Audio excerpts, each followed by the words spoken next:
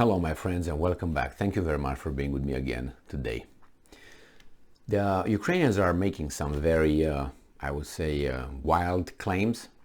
And the claims are that the Russians were not able to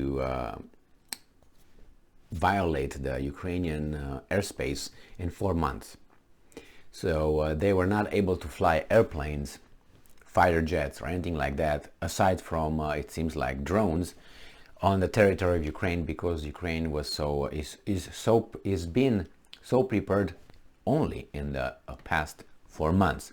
In the first 2 months, it seems like they could not do anything about it. I don't know why, but let's see, maybe they tell us.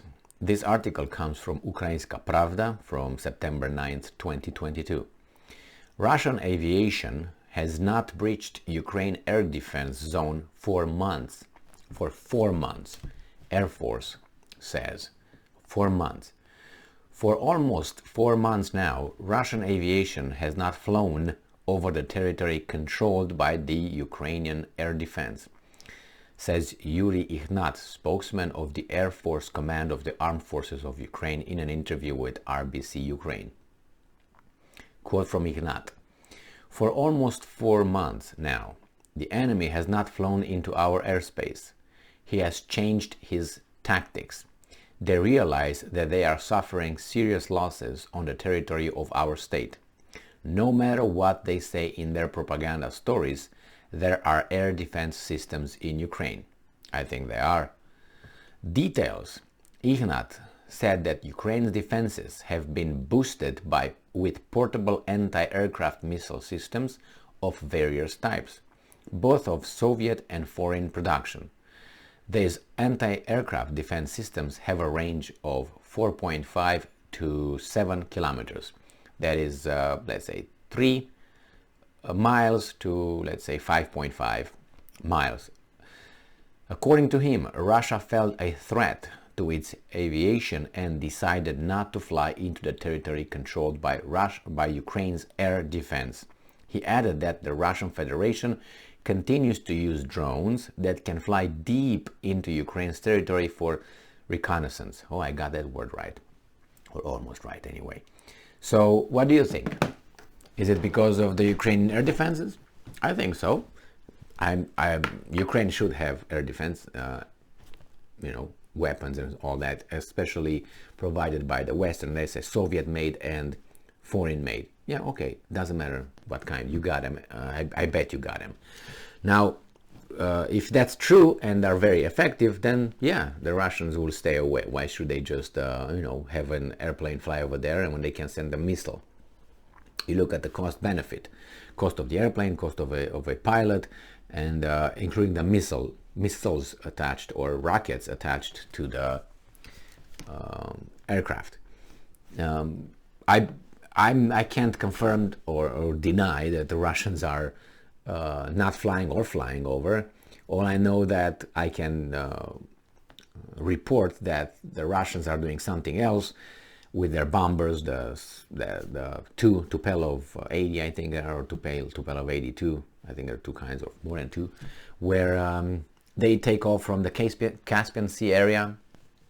They fly over. They get closer. They don't go over the Ukrainian territory, and it seems like they don't need to. They just release whatever they have to release and then just veer and go back, the supersonic ones. And then you have the same thing happening from the north, where the Russians are using either the territory of Belarus or deep inside Russia. The same takeoff, the same Tupolev 2, whatever, 80. Take off, go over, and they go from northeast or north, release what they have to release, some, for the Ukrainians, whatever they want to hit, and they again turn around without crossing the air border, airspace border, however you want, territory, and so on. Is this for safety reasons? Yes. Do you need to necessarily go over? It depends what kind of rockets you got. Rockets, or in this case missiles. If you have the right missiles, you don't have to go over the territory. If you have a missile that goes, I don't know, 300 or 400 miles or 200 miles, and they're accurate and you can control them and joystick them. You don't need, you got the coordinates and that's it. But on the other hand, you have, why would you want to employ, let's say, fighter jets to fight what? I mean, if you have you might need them for certain positions that you might not be able to, I don't know, because if you pinpoint them with an airplane, then you can pinpoint them. That means they got the coordinates from somewhere else. They're somewhere else and can put the coordinates in a missile. So, I don't know. But if they don't need to cross, why should they cross? I mean, you see movies with all these guys, going and dogfighting and all that. I don't know if that really happened in Ukraine, and for what reason. You have the missiles nowadays. You don't even need the airplanes. Yeah, they're helpful, but if these guys have the air defense, then the risk is not worth it. And regarding, if not truthful comments regarding right on target, well, you should not believe anything from those guys' propaganda. He's 100% certain. But the same thing is true for him. You should not believe anything that he says either, because he doesn't have or own the truth, or he doesn't, has a PhD in truth telling or anything like that. He didn't pass his truth college, and he didn't have that diploma or anything like that. So summa cum laude or something. No, he's a guy who's attacked by another country for various reasons, and not unprovoked, because you have to ask the other side, why do they think they did this? And they will give you a list of why they think that all this was provoked by, not by Ukraine. Ukraine was the middle entity, by those guys, and not even by those guys, the guys behind those entities. Because it's three layers. It's the guys on the territory, which are these guys Zelensky and Belensky and Zhmyhal and Reznikov, the Trinity. Okay, that's them. And then these guys are doing what those guys overseas. That's the second layer, which is the guys in Washington DC. They give them money, they give them support, they put the Pentagon, give them this support, military, whatever they need. And then it's the third tier right there, third level. And that third level, that's the problem. We don't really know who they are. We know they are. Sometimes they show up as a Davos, like Klaus Schwab, or I don't know, people like that. That really say things that you can't do anything about it.